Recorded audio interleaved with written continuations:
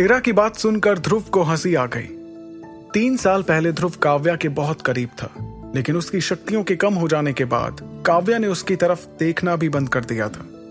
और अब जब ध्रुव की शक्तियां वापस आ रही थी तो वो उसके साथ वापस होना चाहती थी। ध्रुव ने मन में सोचा, वाह रे मतलबी दुनिया। दूसरी ओर मैदान में खड़ा सनी गुस्से में दोनों को जाते हुए देख रहा था। उसका चेहरा गुस्से से लाल हो रखा था और उसकी हथेली भी मुट्ठी में बदल गई थी। उसके आसपास खड़े लोगों को उसकी हड्डी चटकने की आवाज आ रही थी। तभी सनी ने खुद से वादा करते हुए कहा, सिर्फ 1 महीने बाद देखना मैं कैसे तेरी हड्डियां तोड़ता हूं। तूने मुझे ललकारा है ना, अब भुगतना इसका अंजाम। यह कहकर सनी भी मैदान से चला गया। मंच पर खड़े अरेंद्र ने ध्रुव और इरा को साथ जाते हुए देखा था। उनके माथे पर शिकन थी और आंखों में चिंता। ये चिंता इस बात की थी कि कहीं ध्रुव और इरा एक दूसरे से प्यार तो नहीं करने लगे थे। उन्होंने धीमी आवाज में खुद से कहा, ध्रुव तो सच नहीं जानता, लेकिन इरा।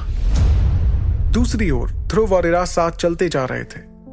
ध्रुव को समझ नहीं आया कि इरा आखिर जाना कहां चाह रही थी, इसलिए हाथ छुड़ाते हुए वो अचानक रुक गया। उसके हाथ का झटका महसूस करते हुए इरा ने पीछे मुड़कर उसे देखा। ध्रुव इस वक्त उसे घूर रहा था। वो समझ नहीं पा रहा था कि आखिर इरा उसे कहां लेकर जा रही थी। ध्रुव का अचानक इस बात पर ध्यान गया कि इरा उसके कुछ ज्यादा ही करीब आ रही थी, या फिर हो सकता है कि वो गलत सोच रहा था। ध्रुव तो समझता था कि इरा उसकी बहन जैसी है, लेकिन सच ये था कि दोनों भाई बहन नहीं थे। एक दिन अरेंद्र अपने साथ इरा को घर लाया था। वो उस वक्त बहुत छोटी थी और तब से ध्रुव ने उसे अपनी छोटी बहन मान लिया था। उसने पिता से यह पूछने की भी कोशिश की थी कि आखिर वो थी कौन, लेकिन पिता के जवाब न देने के बाद ध्रुव ने उनसे ये सवाल करना बंद कर दिया था। ध्रुव और इरा मैदान के किनारे पर खड़े थे।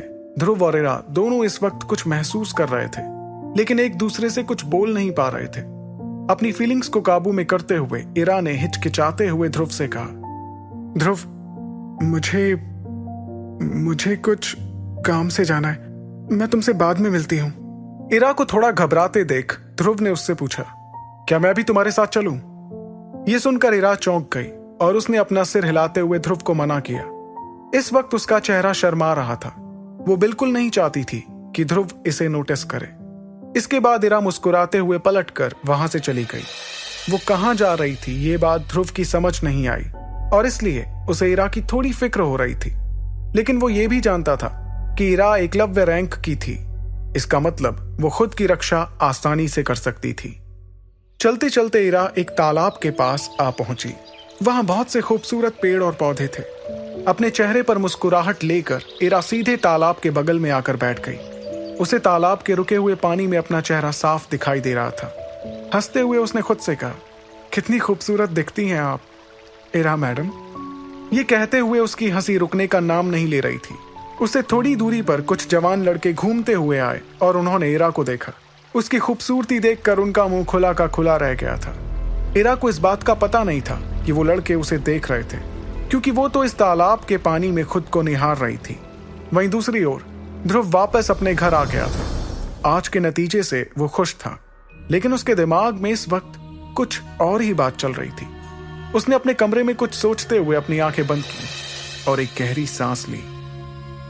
बंद आंखों से उसने सोचा कि कुछ सालों में इरा शायद सायरा दरबार से भी ज्यादा खूबसूरत हो जाएगी। उसे जैसे इरा की आंखों का ध्यान आया, उसके दिल की धड़कन अचानक बढ़ने लगी। खुद को इस एहसास के लिए कोसते हुए ध्रुव ने अपनी आंखें खोली और सांस बाहर की। उसके बाद वो उठकर कमरे के कोने में गया और वहां रखी अमृत धारा को खोलकर पी गया। जैसी अमृत धारा उसके गले से नीचे उतरी, उसकी सारी थकान गायब हो गई थी। उसे पीने के बाद ध्रुव को ट्रेनिंग ग्राउंड के लोगों का चेहरा याद आया। जब उन्हें ध्रुव के सितारों का पता चला था, उनके दंग चेहरे याद करके ध्रुव को हंसी आ गई। उसने खुद से कहा, शक्ति इस दुनिया में सबसे जरूरी है। जैसे ही उसने अमृत धारा की बोतल पर ढक्कन लगाया, उसे अचानक लारा की याद आ गई। इसके साथ ही उसकी मुस्कान हल्की सी नाराजगी में बदल गई और उसने कहा, मेरे पास अभी 2 साल और हैं, तैयार रहना लारा, मैं आ रहा हूं तुम्हें हराने। फिर चाहे आसमान और जमीन भी एक कर दो तो भी मेरा बाल बांका नहीं कर पाओगी, तैयार रहना। इतना गुस्सा शायद उसे आज तक किसी पर नहीं आया था। लारा की बातें ध्रुव के दिमाग में अभी तक गूंज रही थी। ध्रुव उसके गुरूर पर हमला तो पहले ही कर चुका था, लेकिन अब बाकी था लारा की उम्मीदों का जनाजा निकालना। गुस्से में ध्रुव की मुट्ठी बंद हो गई और उसे याद आया वो पल जब लारा ने सबके सामने उसकी बेइज्जती की थी। वो बेइज्जती ध्रुव के दिल और दिमाग पर हावी हो चुकी थी, लेकिन उसने खुद को समझाते हुए कहा, मैं आराम नहीं कर सकता। लारा चाहे जितनी भी घमंडी हो, लेकिन है तो वो अंबर दल की होने वाली लीडर। ध्रुव जानता था कि वो लारा को हल्के में नहीं ले सकता था। उसके हराने के जज्बे के साथ ध्रुव के चेहरे पर एक मुस्कुराहट आ गई। उसने फिर एक बार गहरी सांस ली और महसूस किया कि जब भी वो लारा को हराने के बारे में सोचता था तो उसे अपने अंदर एक अलग शक्ति का एहसास होता था। उसने अमृत धारा को वापस अपनी जगह पर रखकर एक बार फिर बाकी सारे ख्यालों को दिमाग से हटाते हुए ट्रेनिंग करना शुरू कर दिया। वो जानता था कि आज के नतीजे की वजह उसकी मेहनत थी। आज के नतीजे के बाद कोई भी उसे चढ़ाने की जरूरत नहीं करेगा। अगले दिन ध्रुव जल्दी उठकर इरा के साथ पहाड़ों के पास जाने लगा। उसके पिता अरेंद्र के बाद ध्रुव के सबसे करीब इरा ही थी और ध्रुव ने इरा को यह वादा किया था कि वो उसके साथ पहाड़ देखने जरूर जाएगा। दिन भर की ट्रेनिंग के बाद ध्रुव वापस अपने कमरे में आया और अमृत धारा पीकर एक बार फिर अपनी थकान को भूल गया। उसे पहाड़ इतने अच्छे लगे कि वो हर सुबह वहां जाकर खुद को ट्रेन करने लगा। ट्रेनिंग के दौरान वो इरा से भी बात कर लिया करता था। अक्सर ऐसा भी होता था कि शहर से गुजरते हुए उसकी मुलाकात काव्या से हो जाती थी और हर बार वो कुछ ना कुछ बहाना बनाकर उससे दूर हो जाता था। उसका ये बर्ताव सिर्फ काव्या के लिए नहीं, बल्कि हर उस शौर्य दल वाले के लिए था जो कुछ वक्त पहले तक उसका मजाक उड़ाया करते थे।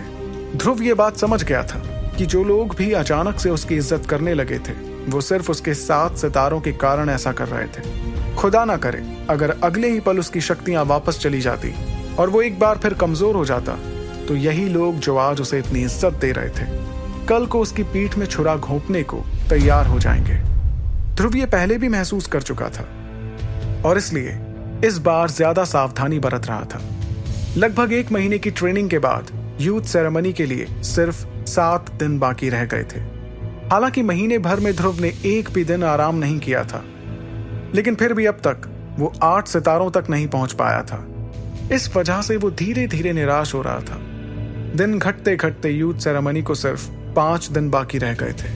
जब सेरेमनी को हफ्ता भर बाकी था तो ध्रुव ने 8 सितारे हासिल करने के लिए जी तोड़ मेहनत की, लेकिन कोई फर्क नहीं पड़ा। ध्रुव को वो नतीजे नहीं मिल रहे थे जिसकी उसे तलाश थी। अपने शरीर को तपा देने के बाद उसने ट्रेनिंग से ब्रेक लेने का सोचा ताकि उसका शरीर यूथ सेरेमनी तक बिल्कुल ठीक हो जाए। लेकिन जैसे ही उसने 8 सितारे पाने की उम्मीद छोड़ी, उसकी जिंदगी में एक चमत्कार हो गया। यूथ सेरेमनी से सिर्फ 2 दिन पहले ध्रुव जब अपने बिस्तर पर सो रहा था, तभी उसने एक सपना देखा। सपने में ध्रुव ने अपने कपड़े उतार दिए थे और वो अमृत धारा पीने की तैयारी में था। लेकिन जैसे ही उसने अमृत धारा की बोतल देखी, उसे दिखा कि वो सारी बोतलें खाली हो चुकी थी। आधी रात को परेशान होते हुए ध्रुव ने तुरंत अपनी आंखें खोली। क्या अमृत धारा खत्म हो गई? उसकी आंखों में अभी भी नींद दिख रही थी, लेकिन तभी उसे एक अजीब सी शक्ति महसूस हुई। उसे यह एहसास अच्छे से याद था। पिछली बार उसे ऐसा तब लगा था जब उसकी शक्तियां 8 सितारे तक पहुंच गई थी। क्या 8वां सितारा? लेकिन कैसे? ध्रुव को भरोसा नहीं हो रहा था कि वो पिछले 2-3 महीनों से जिसकी तलाश कर रहा था, वो उसे सोते सोते मिल गई थी। उसे पहले तो लगा ये कोई मजाक था, लेकिन फिर जब उसने अपनी शक्तियों को अपनी रगों में बहते हुए महसूस किया तो उसे समझ आ गया था कि ये कोई मजाक नहीं था। हैरान होते हुए उसने खुद से कहा, आखिर ये सब हुआ कैसे? हैरानी में वो वापस सोने चला गया। उसे सोने में थोड़ी दिक्कत हुई, लेकिन आखिर में उसकी आंख लगी गई थी। पूरा मार्कस जानता था कि किसी भी दल के लिए सबसे जरूरी था उसके यूथ की ताकत। वो किसी भी दल का यूथ ही था जो दलों को सुरक्षित रखा करते थे, और सभी दलों के यूथ के लिए सबसे बड़ा दिन था यूथ सेरेमनी। मैसेडोनिया के सबसे ताकतवर दलों में से एक शौर्य दल के लिए भी यूथ सेरेमनी बहुत खास हुआ करती थी। यहाँ तक कि वो दल जो इसमें हिस्सा नहीं लेते थे, वो भी शौर्य दल से अपने रिश्तों के कारण यूथ सेरेमनी देखने आ जाया करते थे। इस बार की यूथ सेरेमनी की तैयारी ट्रेनिंग ग्राउंड पर ही की गई थी। वहीं किनारे पर लगे पेड़ की छांव में बैठकर इरा और ध्रुव ग्राउंड के बीच में सज रहे मंच को देख रहे थे। इस मंच को खास यूथ सेरेमनी के लिए बनाया जा रहा था। ध्रुव ने अपनी नजर घुमाते हुए देखा कि मैदान में बहुत से लोग आए हुए थे। उन लोगों में ऐसे लोग भी थे जो दूसरे दलों से थे और शौर्य दल की यूथ सेरेमनी देखने आए थे। थोड़ी झिझक के साथ ध्रुव ने इरा से कहा, यहाँ तो बहुत सारे लोग आ गए। ध्रुव के परेशान चेहरे को देखकर इरा अपनी हंसी नहीं रोक पाई और जोर से हंस दी। उसकी बेवक्त हंसी सुनकर ध्रुव उसे घूर रहा था। वो जानना चाह रहा था कि आखिर इरा ऐसे क्यों हंस रही थी। उसकी भौहों को सिकुड़ते देख इरा ने तुरंत हंसना बंद कर दिया। ध्रुव को ध्यान से देखते हुए इरा ने मुस्कुराते हुए कहा, आखिर तुम्हें 8 सितारे मिल ही गए। इरा की बात सुनकर ध्रुव समझ गया था कि इरा सच जान गई थी। ध्रुव ने कोशिश की थी कि इरा को यह बात पता न चले, लेकिन इरा भी कोई आम लड़की नहीं थी। ध्रुव ने हैरानी में उससे कहा, किसी को बताना मत, मैं सोच रहा हूं कि सबको चौंका दूं। इस पर इरा ने जवाब देते हुए कहा, क्या बात है ध्रुव, महीने भर के अंदर ही 8वां सितारा भी अपने नाम कर लिया।